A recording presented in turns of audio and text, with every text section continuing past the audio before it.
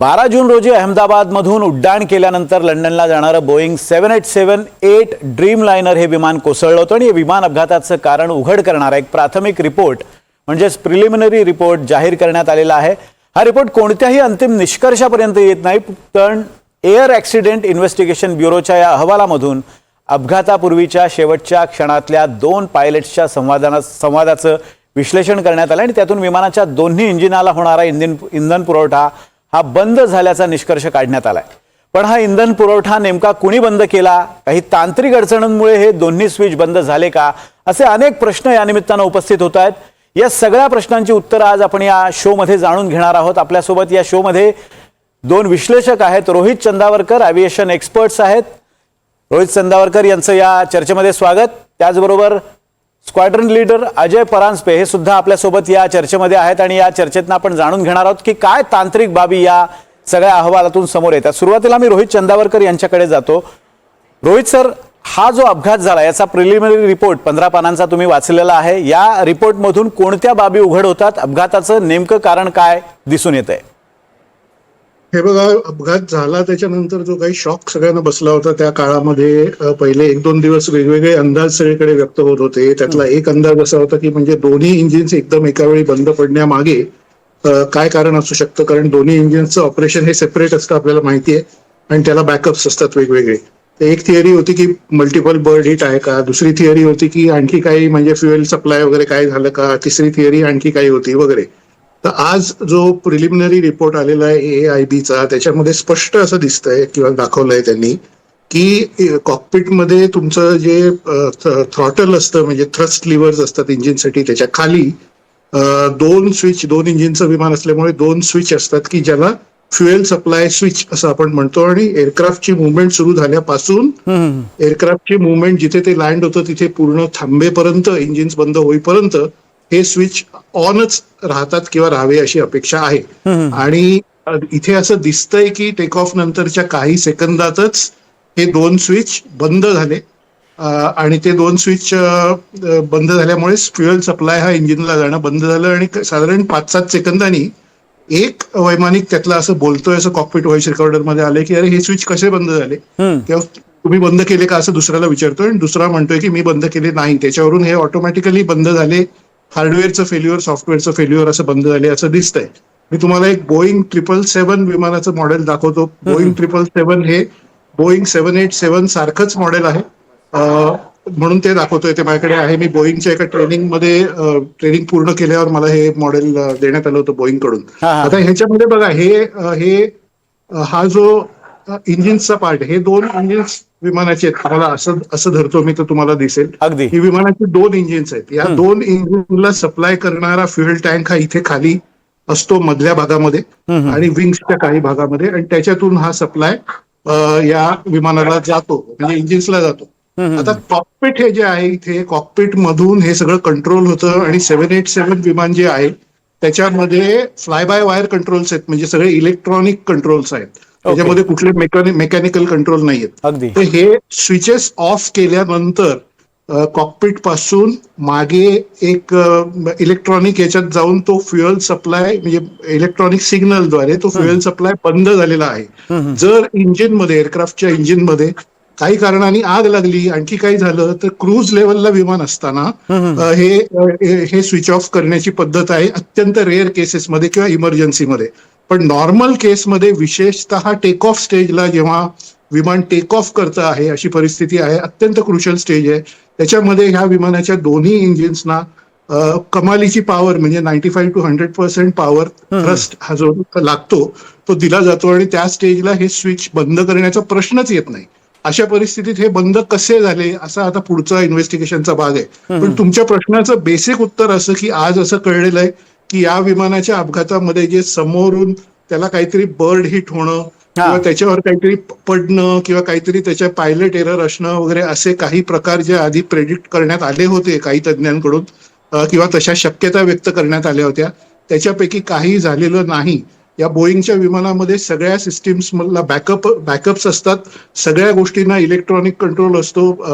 आपण ह्याचे फोटो सुद्धा बघू शकतो, कॉकपिटचे अत्यंत आधुनिक म्हणजे दोन्ही पायलटच्या समोर 2-2 असे 4 स्क्रीन्स असतात आणि त्याच्यामध्ये ही सगळी सिस्टीम बॅकअप्स आणि हे सगळं असतं. त्यामुळे हे का झालं याच्यातलं आता बेसिक एक आलेलं आहे की फ्युएलचे स्विच ऑफ झाले. आता हे फ्युएलचे स्विच ऑफ का झाले याच्याबद्दल पुढचं इन्व्हेस्टिगेशन असेल की त्याचा मेंटेनन्सचा काही इश्यू झाला किंवा अन्य काही कारण झालं. कारण 2019 आणि 2023 अशा 2 वेळा या पर्टिक्युलर विमानामध्ये जे क्रॅश झालंय त्या विमानामध्ये या फ्युएल स्विचच्या संबंधित काहीतरी रिप्लेसमेंट ऑफ स्पेअर पार्ट वगैरे अशी झाली होती असं त्या अहवालामध्ये एका पानावर म्हणण्यात आलेलं आहे. किंवा FAAचा रिपोर्ट सुद्धा, फेडरल एव्हिएशन ऍडमिनिस्ट्रेशनच्या रिपोर्टमध्ये सुद्धा तसा उल्लेख आहे. तर हा मेंटेनन्स विषयक इश्यू आहे का हे अजून माहीत नाही. याच्यामध्ये चूक कोणाची आहे ते माहीत नाही. ते फायनल रिपोर्टमध्ये सगळ्या त्या गोष्टी येऊ शकतील. पण विनोद, आज आपल्याला कळलेली माहिती एवढीच आहे की फ्युएल स्विच हा अचानक बंद, म्हणजे दोन्ही फ्युएल स्विच, दोन्ही इंजिन्सना फ्युएल सप्लाय देणारा जो ऑन ऑफचा स्विच असतो कॉकपिट मधला, ते दोन्ही स्विच बंद झाले. त्याच्यामुळे ही घटना झालेली आहे. विनोद, मला अजून 2 प्रश्न याच्यात आहेत, छोटे प्रश्न आहेत 2, आणि अगदी थोडक्यात उत्तर त्याची अपेक्षित आहेत. एक म्हणजे याला काही ऑटो ऑफ स्विच, म्हणजे आपण ज्याला म्हणतो लॉकिंग फीचर, या स्विचला नसतं का? आणि दुसरा, आता तुम्ही जसा उल्लेख केला की मेंटेनन्स च्या प्रक्रियेदरम्यान कदाचित काही रिप्लेसमेंट पार्ट्सची झालेली असू शकते, तर अशा पद्धतीने मेंटेनन्स झाल्यानंतर, पार्टची रिप्लेसमेंट झाल्यानंतर त्याची तपासणी करणारी कोणती यंत्रणा नाही आहे का?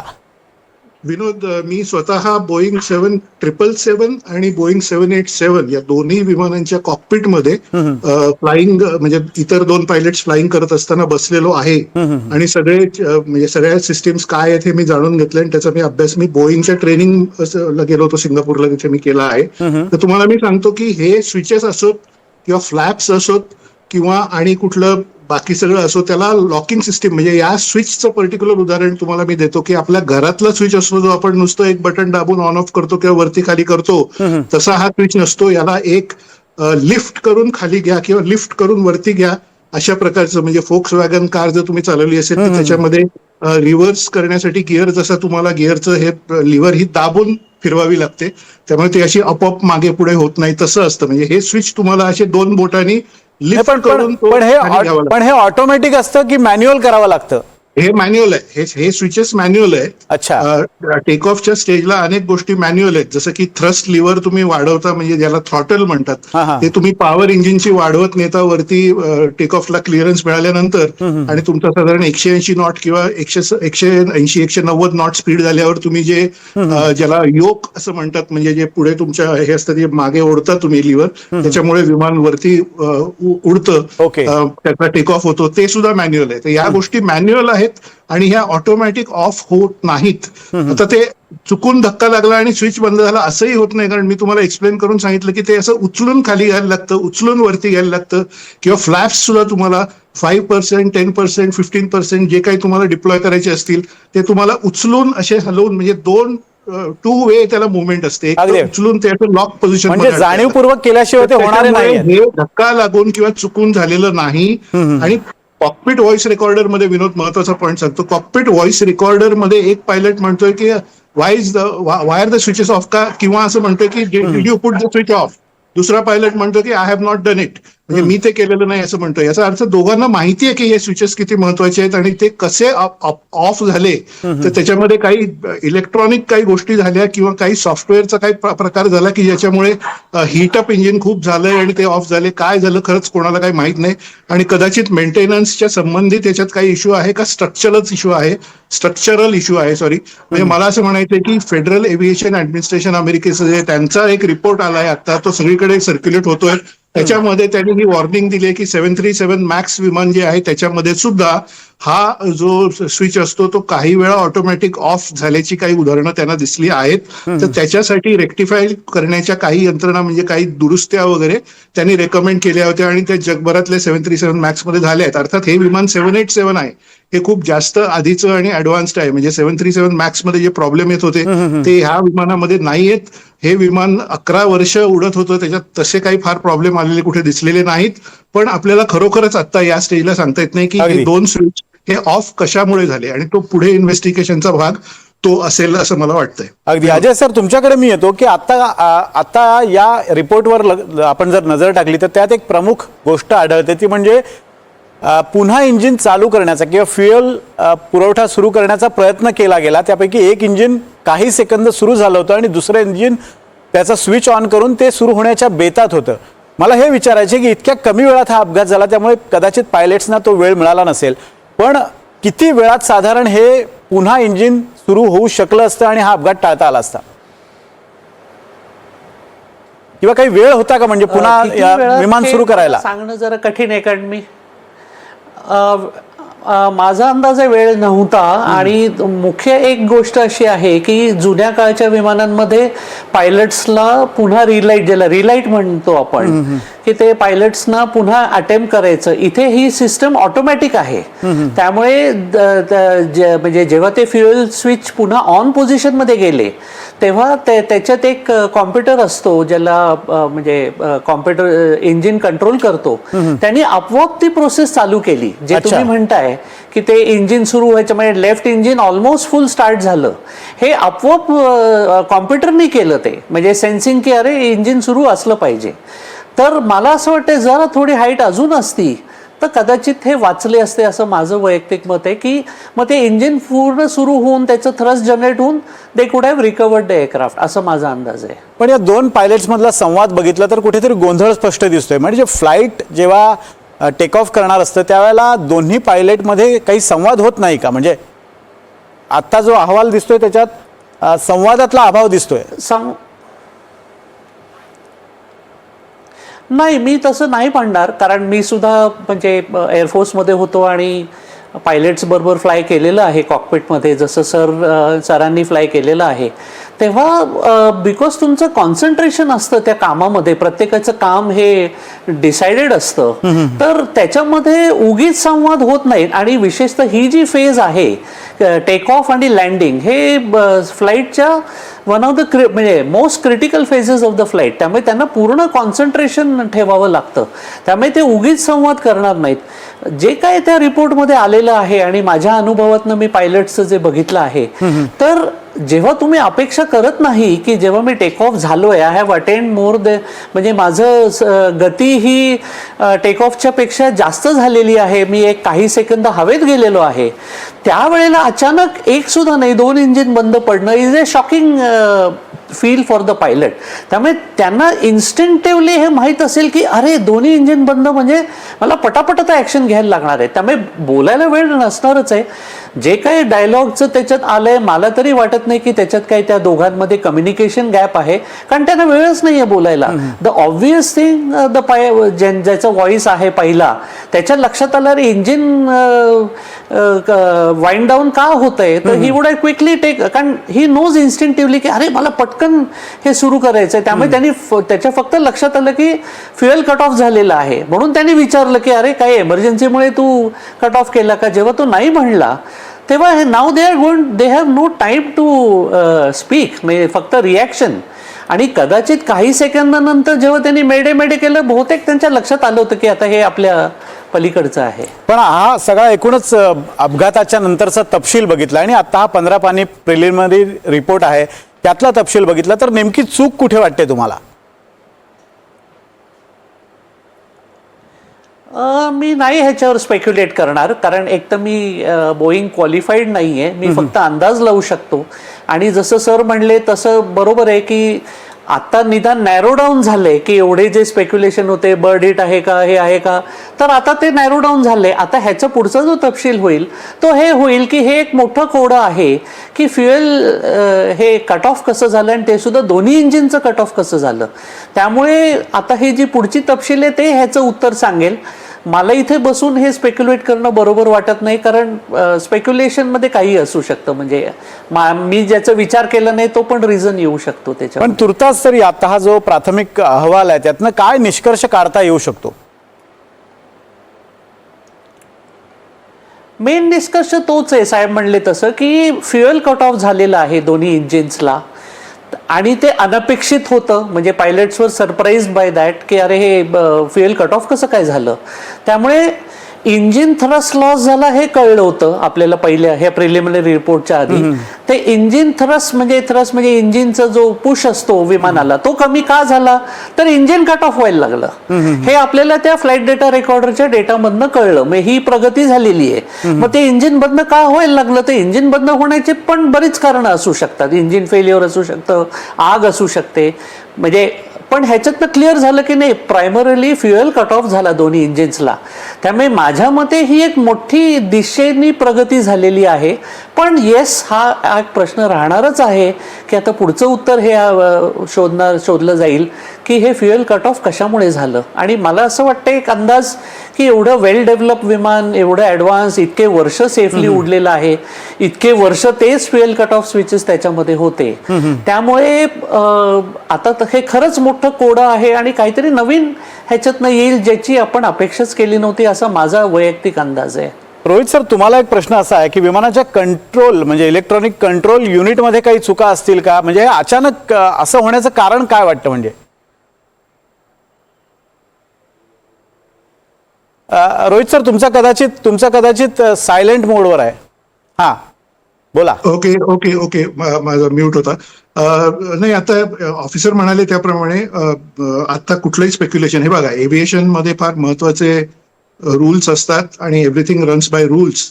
आणि त्याच्यातला एक रूल असा आहे की nothing is to be done in a hurry आणि नो कन्क्लुजन. म्हणजे तुम्ही फ्लाइंग करत असता तेव्हा सुद्धा घाईत कुठलीही गोष्ट करायची नाही, घाई करायची नाही. आणि घाई करायची नाही म्हणजे nothing to be done in a hurry, no conclusions also to be drawn in a hurry. You should not draw any conclusions in a hurry. म्हणजे आपण घाईघाईत कुठला निष्कर्ष काढायचा नाही.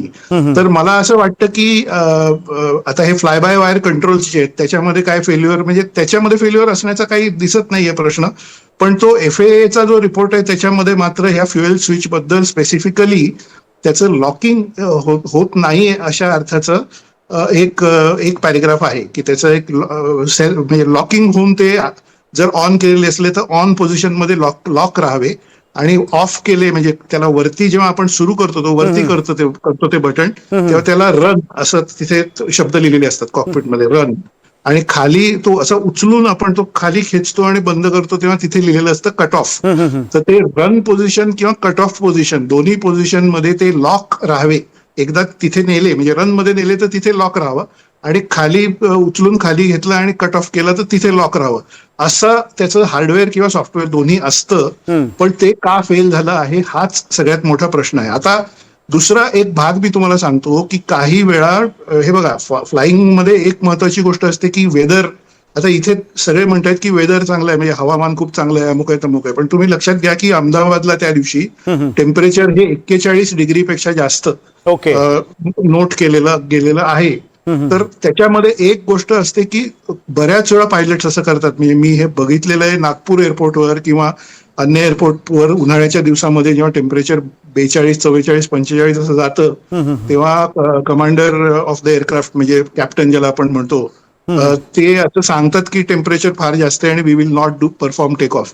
कारण कसं असतं की हवेचा दाब फार कमी असल्यामुळे प्रेशर तेवढं बिल्डअप होत नाही विंग्सच्या खाली. म्हणजे तुम्ही विमान परत एकदा तुम्हाला मी दाखवतो, हे विमान टेक ऑफ जे करतं ते का करतं, तर हा समोरून येणारा फुल फ्रेम तुम्ही केलं तर दाखवू शकतो मी. समोरून येणारा वारा जो आहे तो हे जे विंग्स आहेत तुमचे, हे बघा, हे असं मी दाखवतो म्हणजे दिसेल, हे विंग्स आहेत हे तुमचे. या विंग्सना खालून असं प्रेशर येतं आणि त्याच्यामुळे हा लिफ्ट मिळतो वर. बरोबर. तर कसं आहे की त्याच्यामध्ये हवा जर फार जास्त थिन असेल उन्हाळ्यात, म्हणजे 42, 44, 47 डिग्रीमध्ये अशा 300 टन वजनाच्या विमानाचा त्याला लिफ्ट मिळण्यासाठी हवेला एक पर्टिक्युलर थिकनेस लागतो. ती हवा जर अति थिन असेल, थिन खूप म्हणजे पातळ असेल, ती उन्हाळ्यात असते, तर तो लिफ्ट मिळण्यात प्रॉब्लेम येऊन हिटअप गोष्टी होणं, म्हणजे विशेषतः इंजिन हिटअप होणं वगैरे अशा गोष्टी होऊ शकतात.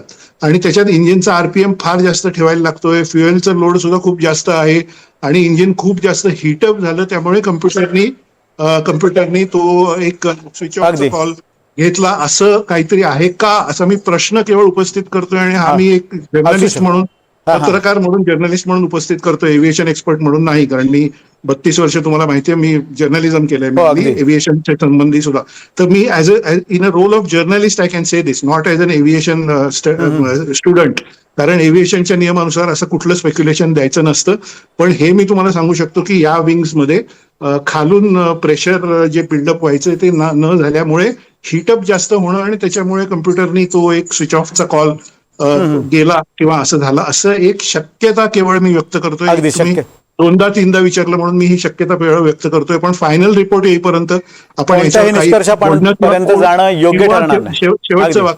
शेवटचं वाक्य की फायनल रिपोर्ट येईपर्यंत ह्याला कोण जबाबदार आहे, म्हणजे ती एअरलाईन जबाबदार आहे का, मॅन्युफॅक्चरर जबाबदार आहे का, मेंटेनन्स वाले जबाबदार आहे वगैरे, हे बोलणं चुकीचं ठरेल, अयोग्य ठरेल. हे काही निष्कर्ष काढणं योग्य नाही. रोहित सर, अजून या रिपोर्टमध्ये एक मुद्दा असा आहे की को पायलट विमान म्हणजे फ्लाईट म्हणजे जेव्हा टेक ऑफ घेत होतं त्यावेळेला को पायलट हे विमान हँडल करत होता आणि जे सुमित सबरवाल होते मुख्य पायलट ते ऑब्झर्वेशन करत होते किंवा त्या मोडमध्ये होते. हे स्टँडर्ड प्रोसिजरनुसार हे असंच असतं की इथे काही वेगळा प्रकार दिसतोय?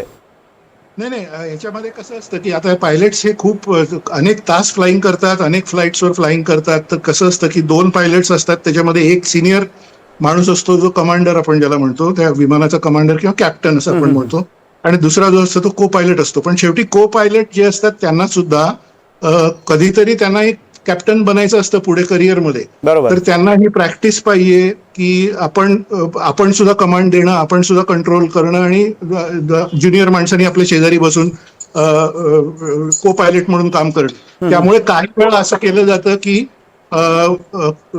कमांडर असं सांगतो की युअर एअरक्राफ्ट, असं ते हे असतं, म्हणजे aircraft is yours, you are the flying captain, त्याला फ्लाइंग पायलट. तर एक फ्लाइंग पायलट आणि दुसरा ऑब्झर्विंग पायलट असं असतं. म्हणजे एक पायलट हा फ्लाइंग करतो, तो सगळ्या कंट्रोल्स किंवा निर्णय घेतो सगळे काय करायचं वगैरे, आणि दुसरा ऑब्झर्व करतो सगळ्या गोष्टी आणि सांगतो. आता ही खूप कोडेड लँग्वेज असते. मगाशी तुमचा प्रश्न होता की कोडेड लँग्वेज म्हणजे एकमेकांशी ते बोलतात, ती लँग्वेज अतिशय कोडेड असते की काय take off roll, ready for roll, rolling on runway, V1, V2 असे जे वेगवेगळ्या स्टेजेस आपण क्रॉस करतो, त्याच्यामध्ये मग रोटेट झाल्यानंतर positive rate of climb, gear up वगैरे अशी सगळी भाषा असते. तर ते ऑब्झर्व समोरचं इक्विपमेंट सगळं करून त्याचे कॉल्स कुठले द्यायचे ते फ्लाइंग कॅप्टन करतो किंवा डेप्युटी असतो तो करतो, आणि दुसरा त्याच्याप्रमाणे फ्लाइंग करतो. अशी ती सिस्टीम असते.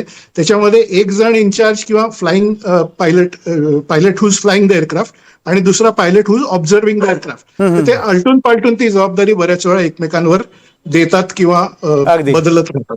अगदी. अजय सर, मी तुमच्याकडे येतो. मला प्रश्न हा विचारायचा आहे की हे विमान ज्या वेळेला उड्डाण केलं त्याच्या आधी सुद्धा एका मोठा प्रवास करून हे विमान आलं होतं. 2 प्रवासादरम्यान या विमानाला योग्य तो वेळ मिळाला होता का, किंवा तसं तांत्रिकदृष्ट्या किती वेळ असणं आवश्यक आहे? आणि दुसरी बाब म्हणजे विमान सुरू करताना नेमकी काय प्रोसिजर असते आणि किती काळ ती चालते? तर पहिला तुमचा जो प्रश्न आहे की ज्याच्यामध्ये मॅन्युफॅक्चरर हा स्पेसिफाय करतो की एकदा विमान उतरलं की त्याला कूलिंग पिरियड किती द्यावा लागतो, आणि साधारण तो एक्सिड होत नाही, कारण तेवढ्या वेळात पॅसेंजर्सचं बोर्डिंग, डिबोर्डिंग आणि त्या सगळ्या ह्याच्यात जातं. दुसरी गोष्ट म्हणजे 2 फ्लाईट्सच्या मध्ये सुद्धा चेक्स लेट डाऊन असतात की जर विमान आज रात्री बंद आहे, आता उद्याच उडणार आहे, तर त्याचे चेक्स वेगळे असतात. जर 2 फ्लाईटच्या मध्ये काय चेक्स करायचे, त्यामुळे असं होणार नाही की विमान आलं, नुसते नवीन पॅसेंजर चढले आणि ते विमान निघालं. त्याच्यावर नक्की पुन्हा एकदा चेक केला जातो. इंजिनियर्स पण चेक करतात आणि पायलट्स पण चेक करतात, ज्याला वॉक अराउंड म्हणतात, की ते जाऊन बघतात की विमान उतरताना काही चाकामध्ये अडकलं नाहीये ना, काही इंजिनमध्ये गेलं नाहीये ना. सो हे नक्कीच केलं गेलं असेल आणि ह्याचे लेट प्रोसिजर्स असतात आणि त्याला अकाउंटेबिलिटी असते की नुसतंच मनाने सांगितलं अरे सगळं ठीक आहे असं नाही. इथे म्हणजे चेकलिस्ट असते, त्या चेकलिस्टमध्ये वाचून एनकरेज केलं जातं की तुम्ही मेमरीतनं करू नका, म्हणजे एखादी चेक राहता कामा नाही. आता दुसरा जो तुमचा प्रश्न होता आणि त्याच्या संबंधात एक विचार मी तुमच्या पुढे मांडू इच्छितो की मी स्वतः एक विमानाच्या क्रॅशच्या कोर्ट ऑफ एन्क्वायरी मेंबर होतो आणि बरेचशा अशा क्रॅशेसचं जेव्हा अनालिसिस केलं गेलंय, तर जरी प्रत्येक क्रॅशचं रिझन वेगळं असलं, एक कॉमन गोष्ट नेहमी सापडली आहे की एका चुकीतनं विमान पडत नाही, 2-3 चुका मिळून बरोबर येतात आणि coincidentally it results to a crash. मग असं आढळतं की त्या चुका आधी झाल्या आहेत का, तर इंडिव्हिज्युअली कधी कधी झालेल्या असतात, पण because they happened one at a time crash होत नाही. पण त्या 2-3 चुका एकदम आल्या की मग ते क्रॅश होतं. असं खूप क्रॅशेसमध्ये आढळलेलं आहे. त्यामुळे इथे सुद्धा असं काहीतरी निष्कर्ष निघण्याची शक्यता आहे. पण आता तुम्ही जसं म्हणतात की 2-3 चुका एकत्रित झाल्यामुळे कदाचित अशा पद्धतीचे अपघात होत असतात, पण या विमानाला फार कमी वेळ मिळाला, म्हणजे टेक ऑफ घेऊन अगदी काही सेकंदात ते कोसळलं. पण यावेळेला चुका करण्याला वेळही मिळाला नाही, असं असताना हे कोसळलंय. ते बरोबर आहे. म्हणजे चुका वेळ म्हणजे मला चूक हे माणसाची चूक असं नव्हे, तर मशीनची चूक पण असू शकते, म्हणजे तांत्रिक बिघाड असू शकतो. ह्या सगळ्यांना मी चुका म्हणतोय. म्हणजे म्हणण्याचा मुद्दा असा की एकाच कारण हे कॉन्ट्रीब्यूट करतं असं नाही, मल्टिपल कारण असू शकतात. आता ती कारणं माणसाची असू शकतात किंवा मशीनची किंवा कॉम्बिनेशन. अगदी अगदी. आणि जसं तुम्ही बरोबर सांगितलं की वेळ एवढा कमी मिळाला, त्यामुळे माणसाचं चूक असणं खूप कमी, चान्स कमी आहे असं मला वाटतं. रोहित सर, एक मुद्दा असा आहे की असं बोललं जात होतं की हे विमान अगदी टेक ऑफ स्टेजला असताना कोसळलं, त्यामुळे पायलट्सना वेळ मिळाला नाही. आणि असंही एक बोललं जात होतं की हे जर म्हणजे अगदी आकाशात उंच उडाल्यानंतर काही वेळ फ्लाईंग केल्यानंतर जर हा प्रॉब्लेम झाला असता तर कदाचित हे विमान वाचवता आलं असतं. टेक्निकल बाब काय सांगते?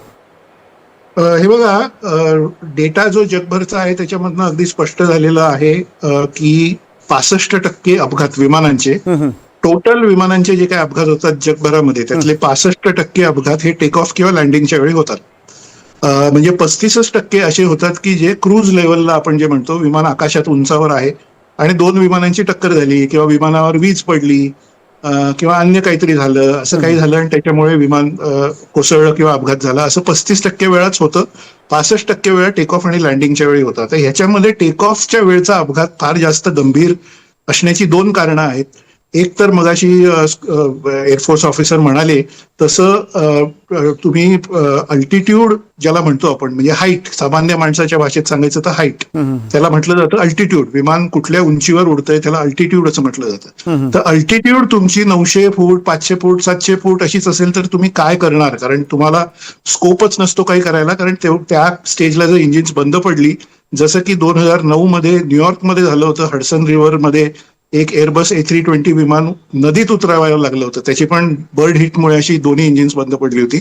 पण असं तुम्ही कुठेतरी नदीत वगैरे उतरवणं, असं काही समुद्रात उतरवणं, असं काहीतरी करू शकता, त्या पलीकडे काही करू शकत नाही. कारण 900 फूट, 1000 फूट, 1200 फुटावरून तुम्ही काही करू शकत नाही, हे पहिली गोष्ट आहे. दुसरी गोष्ट, विमानामध्ये फ्युएल म्हणजे पेट्रोल आणि केरोसिनचं मिक्सचर असलेलं एअरक्राफ्ट एअर टर्बाईन फ्युएल ज्याला म्हणतो, ATF, तर ते पूर्ण भरलेलं असतं. म्हणजे 80 टन, 90 टन असं किंवा 100 टन वगैरे असं ते भरलेलं असतं. आणि ते एक्सप्लोड होणं किंवा ते पडल्यानंतर त्याचं वजनही त्याचं खूप असल्यामुळे विमान जास्त वेगाने खाली येणं असं होऊ शकतं. लँडिंगच्या वेळी, लँडिंगला तुम्ही येत आहात आणि अशा वेळी जर विमानाची दोन्ही इंजिन फेल झाली किंवा एक इंजिन फेल झालं, तर तुम्ही लक्षात घ्या की विमान हे शेवटी त्याच्या विंग्सवर कॅरी होत असतं. विमानाचे हे जे 2 विंग्स आहेत, हे विंग हे त्या विमानाला कॅरी करत असतात. त्या विंग्सच्या म्हणजे ते ग्लायडर प्रमाणे तुम्ही इंजिन बंद असलं तरी जवळच्या एखाद्या एअरपोर्टवर तुम्ही ते उतरवू शकता. तुम्ही मुंबईहून समजा नागपूरला चाललेला आहात आणि नागपूरला जात असताना मध्ये तुम्ही कुठे पोहोचलायत आणि दोन्ही इंजिन्स बंद झाली असं तुम्हाला कळलं आणि तुम्ही जर 20,000 फुटावर, 25,000, 27,000 फुटावर अशा अल्टिट्यूडवर असाल तर तुम्ही औरंगाबाद एअरपोर्टला कॉल देऊ शकता की इमर्जन्सी लँडिंग मेड आहे किंवा काय असेल ते, आणि you can land at Aurangabad, you can land at Shirdi किंवा कुठेही, म्हणजे असा ऑप्शन असतो. त्यामुळे लँडिंगच्या वेळी त्या मानाने धोका कमी असतो, कारण तुम्ही ते ग्लाइड करून लँड करू शकता कुठेतरी, जरी इंजिन बंद झालं तरी. टेक ऑफच्या वेळी तुमची अल्टिट्यूडच तेवढी नसल्यामुळे तुम्हाला तो स्कोप मिळत नाही. मगाशी यांनी जो मुद्दा सांगितला आपल्या फॉर्मर ऑफिसरनी, तो त्याचा मी थोडा एक पॉइंट सांगतो की साधा कार चालवताना सुद्धा तुम्ही बघा की अनेक वेळा अपघात अवॉइड होतात, कारण एकच कारण घडलेलं असतं. सामान्य लोकांना कळावं म्हणून हे सांगतोय मी की तुम्ही कार चालवत आहात आणि तुमचं रस्त्यावर लक्ष नाहीये आणि त्याच वेळी समोरून दुसरी कार किंवा टू व्हीलर आडवी आली तर तुमचा अपघात होण्याची शक्यता असते. म्हणजे काय, ही 2 कारणं आहेत की एक तुमचं लक्ष रस्त्यावर नाहीये आणि दुसरं म्हणजे समोरनं कोणीतरी अचानक आलं टू व्हीलर आली, कार आली, काहीतरी अशी 2 कारणं झाली तर तो अपघात होतो. या 2 पैकी एकच गोष्ट घडली, समजा तुमचं लक्ष नाहीये पण समोरनं कोणी काही आलेलं नाही, रस्ता रिकामा आहे, तर अपघात होण्याचा प्रश्न येत नाही. आणि समोरून कोणीतरी अचानक आलं पण तुमचं लक्ष आहे असं जर असेल तर तुम्ही ब्रेक लावून गाडी थांबवू शकता, म्हणजे अपघात होत नाही. त्यामुळे 2 गोष्टी बिघडल्या कुठल्या, तर तुमचं लक्ष रस्त्यावर नाही ही एक गोष्ट, आणि समोरनं कोणी अचानक आलं ही दुसरी गोष्ट. असंच विमान अपघातांच्या बाबतीत आहे की हवामान सुद्धा वाईट आहे आणि त्याच वेळी काहीतरी बिघडलंय, किंवा पायलटचा काहीतरी एरर झाला, त्याच वेळी काहीतरी प्रॉब्लेम दुसरा झाला. अशा 2-3 गोष्टी झाल्यामुळे त्यांनी पॉइंट अगदी बरोबर सांगितला की 2 or more things going wrong will lead to an air accident usually. One thing going wrong can be prevented, कारण त्याला बॅकअप असतो, ते काही बिघडलं तर त्याला एक लगेच बॅकअप ऍक्टिव्हेट होतो आणि तो अपघात टळतो. अशी साधारण ओव्हरऑल कंडिशन असते. विनोद, अजय सर, मला तुम्हाला प्रश्न हा विचारायचा आहे. तांत्रिक दृष्ट्या म्हणजे आता या अहवालातनं विमानाच्या अपघाताचं कारण आपल्याला कळलेलं आहे, पण हा अपघात टाळता आला नसता का? म्हणजे तसं काही विमानाच्या मेकॅनिझम मध्ये सोय आहे का की हा अपघात टाळता येणं शक्य होतं? एकतर जसं अपघात जर नुसतं आपण हे बघितलं की अपघात टाळता आला असता का, तर जसं सर म्हणालेत की ते बरोबर आहे. अशी एक मला घटना पण आठवतीये की हडसन रिव्हरचं तर आत्ताच झालं होतं, पण काही वर्षापूर्वी काही फ्युएल कॅल्क्युलेशनच्या चुकीमुळे दोन्ही इंजिन बंद पडली होती, ज्याला गिमली ग्लायडर म्हणून नाव आलं होतं. तर तेव्हा असंच त्या लोकांनी ग्लाइड करत त्या पायलटला जेव्हा आठवलं की अरे इथे एक रनवे असायचा, मी वर्ल्ड वॉर मध्ये उडवायचो, आणि त्यांनी ते विमान तिथे सक्सेसफुली उतरवलं. त्यामुळे असंच जेव्हा दोन्ही इंजिन बंद पडली होती, त्यांच्याकडे उंची असल्यामुळे ते सगळे वाचू शकले. ह्या बाबतीमध्ये म्हणजे त्यांच्या विरुद्ध गोष्ट होती ही की इंजिन कधी बंद पडले, तर इव्हन हडसन रिव्हरच्या विमानाच्या ज्या हाईटला ती दोन्ही इंजिन बंद पडली, त्याच्या खूप कमी हाईटला ही दोन्ही इंजिनांचे थ्रस्ट गेला. म्हणजे इंजिन पूर्ण 0 बंद झाली असं मी म्हणणार नाही, कारण आपण ते बघितलंच की त्यांनी पुन्हा ऑटोमॅटिकली रिलाईटचा प्रयत्न केला. ते हाईट त्यांच्या अनफॉर्च्युनेटली त्यांच्या बाजूनी नव्हती. त्यामुळे मला असं वाटते की हे जर बटन म्हणजे फ्युएल कट ऑफ वॉल्वच बंद नसते पडले तर अर्थातच हा अपघात घडला नसता. पण ज्या स्टेजला हे बंद पडले त्या स्टेजला वेळच खूप कमी होता. म्हणजे रिलाईट, ऑटोमॅटिक रिलाईट ही जी ॲडव्हान्स गोष्ट आहे की पायलटला पण पुन्हा इंजिन सुरू करायची गरज नाही, ते सिस्टम स्वतःच इंजिन सुरू करायचा प्रयत्न करतं. म्हणजे तेवढाच वेळ वाचतो, तरी सुद्धा ते वाचू शकलं नाही. त्यामुळे ते माझ्या मते ज्या स्टेजला ते फ्युएल बंद झालं त्या हाईटच्या स्टेजला ते अतिशय दुर्दैवी होतं. म्हणजे त्या रिपोर्टमध्ये आलेलं आहे की इव्हन बाउंड्री वॉल सुद्धा क्रॉस नव्हती झाली. आपण ज्या वेळेला एखादं वाहन चालवत असतो, म्हणजे कार चालवत असतो आणि कार अचानक बंद पडते, तर त्याचे जे सिम्पटम्स असतात किंवा त्याची जी लक्षणं असतात त्यातनं आपल्याला कळतं की नेमका कुठे प्रॉब्लेम असू शकतो. म्हणजे समजा कार खूप रेस करत असेल तर आपल्याला कळतं की क्लच प्लेटमध्ये काहीतरी प्रॉब्लेम आहे. हा जो प्रॉब्लेम झालेला आहे, दोन्ही स्विच अचानक बंद होणं, याचं इंडिकेशन म्हणजे हे कशाचं इंडिकेशन आहे? कुठे प्रॉब्लेम असू शकतो विमानाच्या?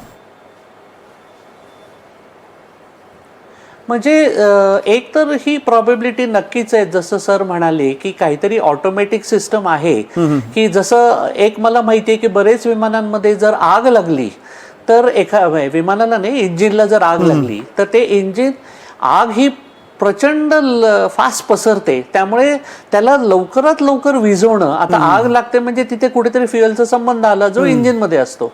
त्यामुळे इंजिनमध्ये जर आग लागली तर इंजिन फ्युएल कट ऑफ, म्हणजे पहिलं फ्युएल कट ऑफ करा म्हणजे आग कंट्रोलमध्ये येईल. असे काही काही मेकॅनिझम असतात की which will send A signal की अरे कट ऑफ कर. सो हे ऑटोमॅटिकली घडलंय कुठल्या तरी कारणामुळे. आता हे हा जो सिग्नल इंजिन कट ऑफला येतो हा फायरमुळे येतो एवढं माहिती आहे मला, कारण हे कॉमन गोष्ट आहे विमानांमध्ये. पण 787 एक ॲडव्हान्स विमान असल्यामुळे 787चा इंजिनियर किंवा पायलटच सांगू शकेल की कुठल्या अजून कारणांमुळे ऑटोमॅटिकली सिग्नल जातो फ्युएल कट ऑफ व्हायला. पण फक्त त्याच्यात मला तोच अजून एक छोटासा डाऊट आहे की जर इग्निशन स्विच इग्निशन नाही, फ्युएल कट ऑफ स्विच हा जो मॅन्युअली कट ऑफ झाला, साधारण इलेक्ट्रॉनिक गोष्ट ही मॅन्युअल स्विच ऑफ करत नाही. बरोबर. त्यामुळे ते एक जरा कुठेतरी आहे, म्हणजे कुठेतरी आग लागल्याशिवाय धूर निघत नाही तसं असेल. रोहित सर, हा जो मुद्दा आहे की एखादी आग इंजिनात काहीतरी ठिणगी उडाली असेल आणि म्हणून कदाचित हे ऑटोमॅटिक मोडवर ते स्विच ऑफ झाले असतील, अशी शक्यता आहे? कारण तसा उल्लेख कुठल्या आग लागल्याचा रिपोर्टमध्ये तरी नाही आहे प्राथमिक अहवालात.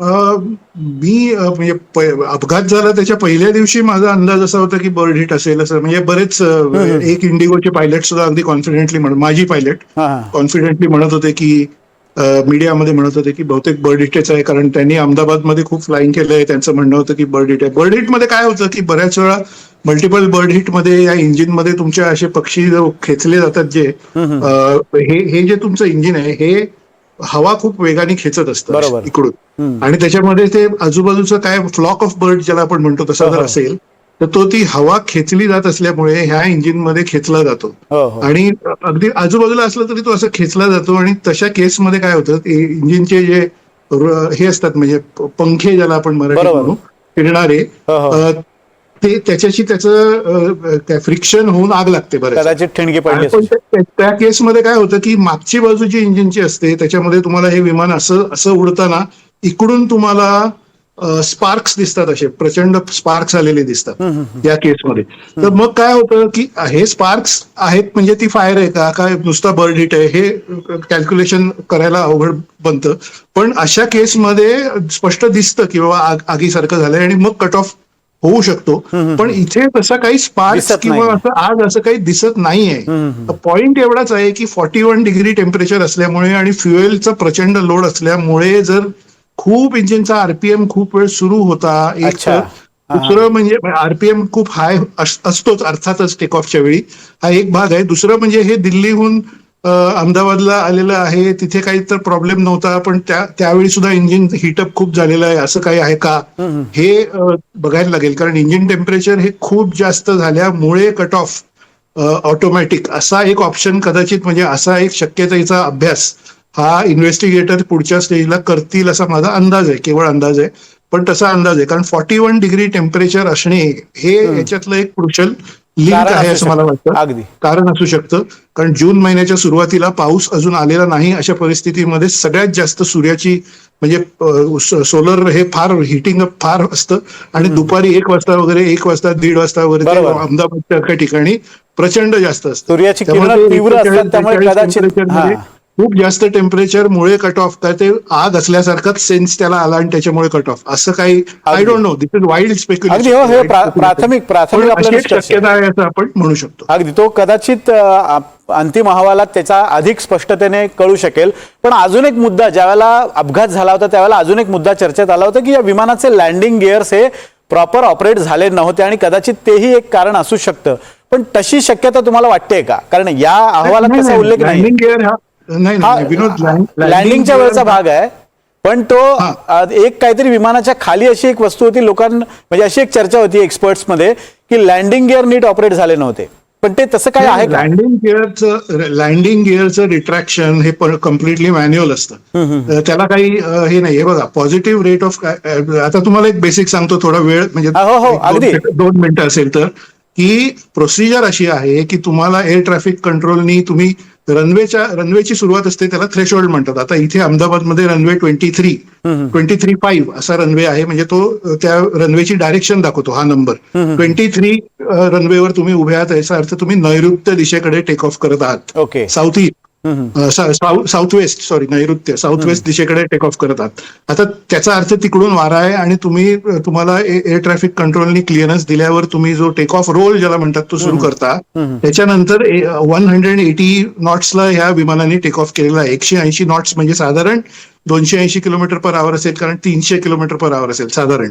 तर त्या ह्याला टेक ऑफ झाल्यानंतर पहिला कॉल असा असतो की पॉझिटिव्ह रेट ऑफ क्लाइंब, म्हणजे एका पायलटनी दुसऱ्या पायलटला कन्फर्मेशन देणं आहे की आपण हवेत एअरबॉर्न झालेलो आहोत, आपण उडालेलो आहोत, म्हणजे आपण जमिनीपासून 300, 400, 500 फुटावर आहोत हे समोरच्या तुमच्या इक्विपमेंटमध्ये तुम्हाला अल्टिट्यूड जी दिसते तिथेही दिसतं, किंवा काही वेळा दिवसाची वगैरे वेळ असेल, व्हिजिबिलिटी चांगली असेल तर सरळ तुम्ही विंडो मधनं उजवीकडे किंवा डावीकडे वळून सुद्धा कन्फर्मेशन, व्हिज्युअल कन्फर्मेशन म्हणतात तसं घेऊ शकता की तुम्ही जमिनीपासून भरपूर वरती आलेला आहात.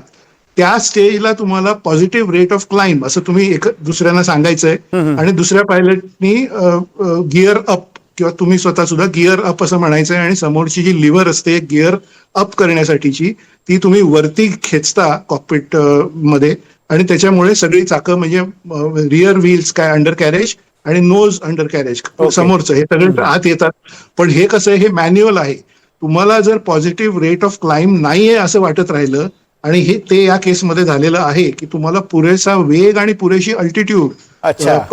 इनफ वेलॉसिटी आणि इनफ अल्टिट्यूड हे दोन्ही नसेल तर तुम्ही पॉझिटिव्ह रेट ऑफ क्लाइंब असा कॉल देणार नाही. आणि तो दिला नाही तर तुम्ही गिअर अपचा कॉल घेणार नाही. बरोबर. त्याच्यामुळे गिअर अपचा कॉल यांनी घेतलेला नाही असं दिसतंय, कारण त्यांना तेवढा तो स्पीड मिळतोय की नाही किंवा अल्टिट्यूड मिळते की नाही याच्याबद्दल शंका आहे. लास्ट पॉइंट, तुम्ही जे म्हणालात की एक हँगिंग गोष्ट आहे की ती एक एअर टर्बाईन असतं की जे पूर्ण पॉवर फेल्युअर, इंजिन्सला इलेक्ट्रिकल पॉवर फेल्युअर झाल्यानंतर ते ऑटोमॅटिक ड्रॉप होतं खाली. Okay. आणि त्याला एक फॅन असतो, तो रॅट असं म्हणतात त्याला.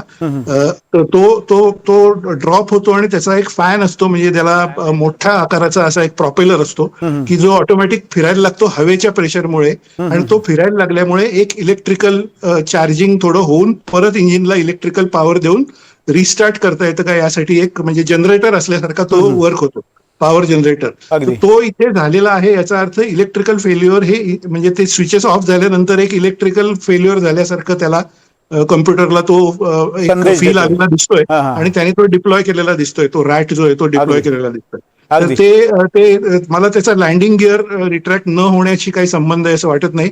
लँडिंग गिअर हा मॅन्युअलीच रिट्रॅक्ट केला जातो. तो रिट्रॅक्ट न करण्याचा निर्णय या दोघांनी घेतला असावा असं मला वाटतंय आता. विनोद, अजून एक अहवालातला अजय सर, या अहवालात एक ATF विषयी म्हणजे त्या इंधनाविषयी सुद्धा एक मुद्दा आहे. ATF, एअर टर्बाईन फ्युएल, हे याच्यात जर भेसळ असेल किंवा ते जर शुद्ध दर्जाचं नसेल तर त्याचा काही परिणाम उड्डाणावर होतो का?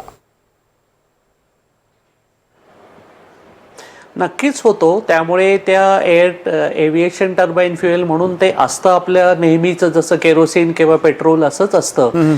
पण it is very very highly purified fuel, म्हणून ते एवढं महाग असतं आणि म्हणून air travel one of the reasons एवढं कॉस्टली आहे.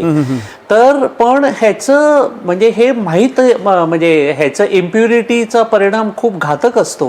म्हणजे केवळ त्याच्यात इम्प्युरिटी म्हणजे काही मटेरियल असं नाही, इव्हन मॉइश्चरनी पण ते होऊ शकतं, कारण त्याची मग ती कॅलोरिफिक व्हॅल्यू कमी होते.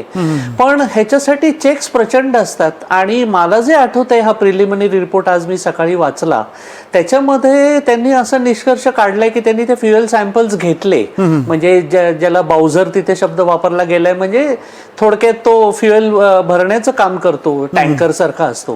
त्याचे त्यांनी फ्युएल हे नेहमीच त्याचे सॅम्पल काढून ठेवलेले असतात की जर असं काही झालं तर चेक करता येईल की त्यावेळेला फ्युएल कसं होतं. त्याच्यात तरी काय असं आढळलेलं नाहीये की ते फ्युएल काय कंटॅमिनेटेड होतं. मी जेव्हा त्या थोडंसं मागे जातो की जेव्हा मी त्या आगीच्या ह्याचं वर्णन केलं, तर ज्या विमानावर मी काम करायचो, अर्थात ते ह्या विमानापेक्षा खूप जुनं होतं, तर त्याच्यामध्ये फॉल्स वॉर्निंग पण यायच्या. म्हणजे आग लागलेली नाही पण आग लागलीये अशी वॉर्निंग यायची. It was a wrong interpretation. आता त्यावेळेला आमच्या विमानामध्ये pilots use to take manual action. आता इथे असं, कारण तुम्ही जर बघितलं तर असं नाही ना की हे विमान लगेच फ्लाय करायला लागलं नवीन आणि त्याच्यात घात हे झालं. त्यामुळे समथिंग ऑड हॅज हॅपन जे नॉर्मली होत नाही.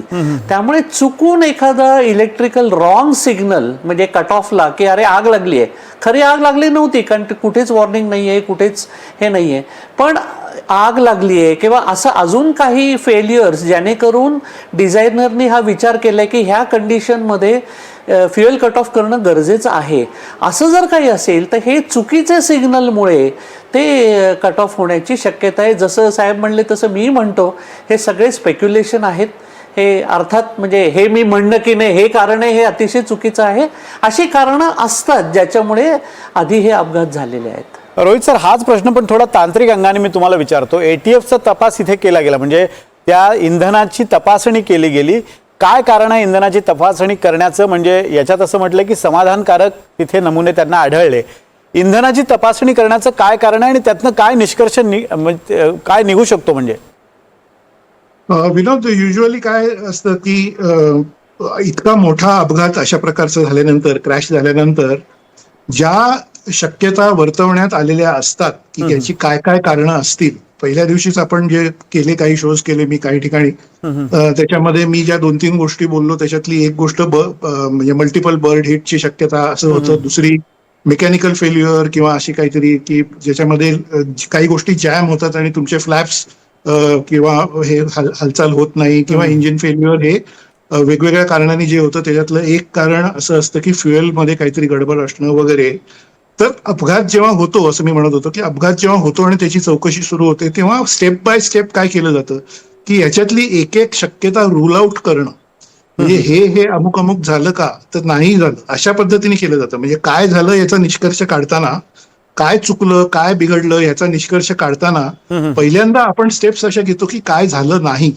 त्याच्यामुळे सुरुवात अशी होते की वेदर, तर मग विजिबिलिटी, मग असं होतं की visibility 6 kilometre fine no problem, weather fine no problem, म्हणजे नो इलेक्ट्रिकल डिस्चार्ज ज्याला म्हणतात, वीज पडणं, no electrical discharge on the aircraft, no weather problem, no weather event, no tornado, no अमुक, मग वेदर रूल आउट झालं. मग बर्ड हिट कडे आपण येतो, बर्ड हिट आहे का, मग बर्ड हिट नाहीये, त्याचे काय काय त्याचं बघून ते आपण सांगतो की बर्ड हिट नाही. असं करत करत तुमच्या प्रश्नाकडे येतो. तो प्रश्न असा आहे की फ्युएलची तपासणी.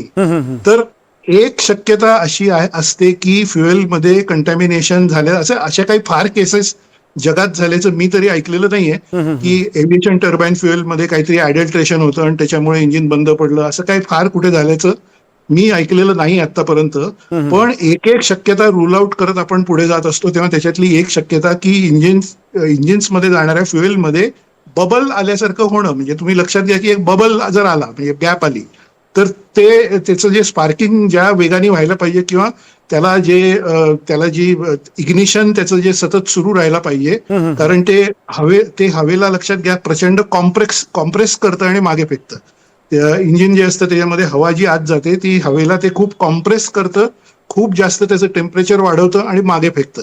तर ते सतत होण्यासाठी फ्युएलचा सप्लाय हा अत्यंत वेगाने आणि चांगल्या क्वालिटीच्या फ्युएलचा सप्लाय आवश्यक असतो. तर तो होता का हे नंतर लक्षात यावं किंवा त्याचा तपास व्हावा म्हणून आधीच रिफ्युएलिंग करताना किंवा काय करताना थोडीशी क्वांटिटी त्या फ्युएलची काढून ती बाजूला ठेवून देणे, पुढे जर गरज लागली तर टेस्टिंगसाठी, असं केलं जातं. ओके. तर म्हणजे हे तुम्ही पेट्रोल पंपावर, आपण जेव्हा कारमध्ये पेट्रोल भरायला जातो तेव्हाही बघा की तिकडे भारत सरकारने नियम केलेले आहेत की पेट्रोल पंपावर जो नवीन टँकर येतो आणि त्या टँकर मधनं ते फ्युएल भरलं जातं, टँक ह्याच्यामध्ये आपल्या गाडीत येण्याआधी पंपावर जे भरलं जातं त्याच्यामध्ये थोडंसं दोन हे भरून ते बाजूला 1-1 लिटर पेट्रोल किंवा डिझेल काढून ठेवलं जातं, असा नियम आहे. कारण नंतर कंटॅमिनेशन, म्हणजे ते येऊन काही ऑथॉरिटी चेक करू शकतात की याच्यात कंटॅमिनेशन आहे का नाही.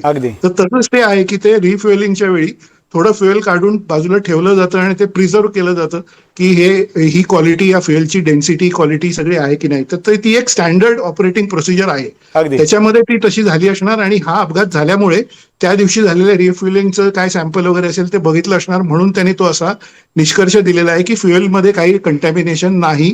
त्यामुळे ती पण शक्यता आपण रूल आउट केली की फ्युएलमध्ये कंटॅमिनेशन नाही. विनोद, अगदी या चर्चेला, ही चर्चा संपवताना दोघांना एक एक प्रश्न विचारायचा आहे मला, आणि अतिशय महत्वाचा मुद्दा आहे. अजय सर, मला तुमच्यापासून सुरुवात करायची आहे की आता हा प्राथमिक रिपोर्ट आला, आता अंतिम रिपोर्ट येईल, याच्यासाठीची नेमकी प्रोसिजर काय असते? आता AIBने हा रिपोर्ट दिलेला आहे, आता पुढचा जो अंतिम अहवाल आहे तो कुणामार्फत होणार आणि त्याची प्रक्रिया कशी असते? ऍक्च्युली कोणामार्फत होईल हे नाही मला आयडिया, पण एवढं नक्की आहे की ऑलरेडी ह्याच्या पुढे इन्व्हेस्टिगेशन गेलं असणार. ज्याचं कन्क्लुजन कळलेलं आहे तेवढंच आता फक्त बाहेर आलेलं आहे. पण त्याच्या पुढचं असं नाही की आता ते पुढचं सुरू झालं, ते ऑलरेडी प्रोसेस चालू असणार आहे त्याची इन्व्हेस्टिगेशनची. पण एक म्हणजे हे प्रिलिमिनरी रिपोर्टचा पर्पज असा असतो की इमिजिएटली जर काही तुम्हाला सापडलं असेल की जेणेकरून ह्या सगळ्या विमानांमध्ये धोका आहे, ते आपल्याला थांबवायची गरज आहे का नाही, हा एक नेहमी मोठा प्रश्न असतो. किंवा हे म्हणजे अजून एखादं विमान पडलं तर अरे मग आपल्याला माहित होतं ह्या विमानात हा प्रॉब्लेम आहे, असं होऊ नये म्हणून हा एक, म्हणून तुम्ही जर बघितलं तर रिपोर्टच्या शेवटी हे लिहिलेलं आहे की आता तरी काही रेकमेंडेशन नाही आहेत की हे तुम्ही बदल करा किंवा हे तुम्ही चेक करा, असं अजून तरी त्यांना काही सापडलेलं नाहीये. हे इन्व्हेस्टिगेशन ऑब्व्हियसली ह्या दिशेने जाणार की ते फ्युएल कट ऑफ कशामुळे झालं त्याच्यावर जास्त फोकस जाणार आहे. आणि जसं साहेब म्हणले तसे बाकी कारणं आता वगळली जातील आणि फोकस त्याच्यावरच राहील. पण फक्त त्याच्यात किती वेळ लागेल सांगता येत नाही, कारण कधी कधी पटकन त्याचं कारण कळू शकत नाही. त्याच्या खूप डेप्थमध्ये जावं लागतं आणि कधी कधी वर्षभर सुद्धा लागू शकतो त्याच्यासाठी. अगदी. रोहित सर, तुम्हाला एक शेवटचा प्रश्न चर्चा संपवताना, आता हा अंतिम अहवाल जेव्हा येईल त्याच्यात काही शिफारसी असतील, काही मुद्दे असतील, तर त्याची अंमलबजावणी पुढे भविष्यात कशी केली जाते? म्हणजे नियमितपणे अशा पद्धतीनं अपघातानंतरचे जे अहवाल येतात ते पुढे कसे त्याची अंमलबजावणी केली जाते? नाही, अजय सर म्हणाले तो मुद्दा बरोबर आहे आणि योग्य आहे की कुठल्याही ऍक्सिडेंटमध्ये इमिजिएट इन्व्हेस्टिगेशन अशासाठी असतं की काहीतरी फॉल्ट आहे तो इतर विमानांमध्ये सुद्धा असेल का आणि तो आपण ताबडतोब रेक्टिफाय केला पाहिजे का किंवा दुरुस्ती केली पाहिजे का हे पहिलं बघितलं जातं. तर या रिपोर्टमध्ये शेवटी म्हटलंय की नो इमिजिएट रेकमेंडेशन्स किंवा वॉर्निंग्स. म्हणजे असं आहे की कुठला तरी फ्युएल स्विच सगळ्याच 787 आता 30 पेक्षा जास्त 787 विमानं एअर इंडियाच्या ताफ्यामध्ये आहेत. जगामध्ये 1800 पेक्षा जास्त 1800 पेक्षा जास्त बोईंग 787 विमानं आकाशात आहेत आता. तर त्याच्यामध्ये काही रेकमेंडेशन इमिजिएट नाही, म्हणजे काहीतरी विमानाचं स्ट्रक्चरलच प्रॉब्लेम आहे आणि हे जे घडलं ते तसंच दुसऱ्या एका 787 मध्ये घडू शकेल का अशी भीती कोणाच्या मनात असेल तर ती भीती पहिली काढून टाकावी, हा त्याच्यामध्ये उद्देश असतो. नंतर तुमचा प्रश्न जो आहे की पुढे त्याचं काय हे असतं, तर कुठलाही अपघाताचा ची चौकशी जी होते त्याच्यामध्ये पहिला उद्देश हाच असतो की पुढे असा अपघात परत होऊ नये आणि चौकशीमध्ये आपल्याला ज्या ज्या चुका झाल्या हे कळतं. त्या चुकांमध्ये फार मोठं लर्निंग असतं आणि त्याच्यामध्ये पुढे असे अपघात अवॉइड करणं हे असतं. तर माझा अंदाज असा आहे की directorate general of civil aviation DGCA जे आहे भारत सरकारचं, जे जे नागरी हवाई वाहतूक मंत्रालयाच्या खाली येतं, त्याकडून ह्या फायनल रिपोर्ट ची प्रोसेस सुरू होईल. त्यांची कमिटी असेल काय असेल आणि त्याच्यामध्ये इन्व्हेस्टिगेशन बराच काळ चालेल की आपल्याला बेसिक कारण लक्षात आलेलं आहे ते का पुढे हे होईल ते. आणि साधं उदाहरण असं की म्हणजे असे अपघात पूर्वी झालेत तर ते परत अवॉइड व्हावे यासाठी जर काही इमिजिएट चेकअप्स असतील तर ते आत्ताच सुरू झालेले आहेत. म्हणजे एअर इंडियाचे तुम्ही अनेक विमानांच्या बाबतीत उड्डाण रद्द झालं किंवा लांबणीवर पडलं असं गेल्या काही दिवसात जे ऐकताय तो त्याचाच परिणाम आहे की बाबा चेकअप्स हे जास्त सिरियसली सिव्हिअर केले जाणं आणि मेंटेनन्स मध्ये सुद्धा काही बोईंग कंपनीकडून सुद्धा चेकिंग आणि काही रेकमेंडेशन आली आहेत, येत राहतील की अमुक गोष्ट पण चेक करा, तमुक गोष्ट पण चेक करा वगैरे वगैरे. तर हे सगळं फार फार अत्यंत सिरियस लेवलला आणि अत्यंत काटेकोरपणे युजली केलं जातं. तसंच ते यावेळी सुद्धा केलं जाईल असं मला वाटतं आहे. विनोद, अगदी धन्यवाद दोघांचेही. दोघांनी पूर्ण 1 तास दिला आणि या विमान अपघाताचे सगळे मुद्दे आम्हाला समजावून देण्याचा प्रयत्न केला. धन्यवाद रोहित सर, धन्यवाद अजय सर. आपण पाहतोय की प्रत्येक विमान प्रवास हा निर्दोष असावा या दृष्टीनं प्रयत्न सुरू असतात आणि प्रत्येक विमान प्रवास निर्दोष होण्यासाठी सदोष विमान प्रवासातले त्यातल्या चुका आणि त्यातले बारकावे समजून घेण्याची गरज आहे आणि त्याचंच काम असे अहवाल करत होतात. आणि याचा अंतिम अहवाल ज्यावेळेला येईल त्यावेळेला त्यातनं चुका अधिक प्रकर्षानं समोर येतील आणि त्यावर उपाययोजना करण्याची गरज नक्कीच आहे. तर या शोमध्ये इतकंच. धन्यवाद.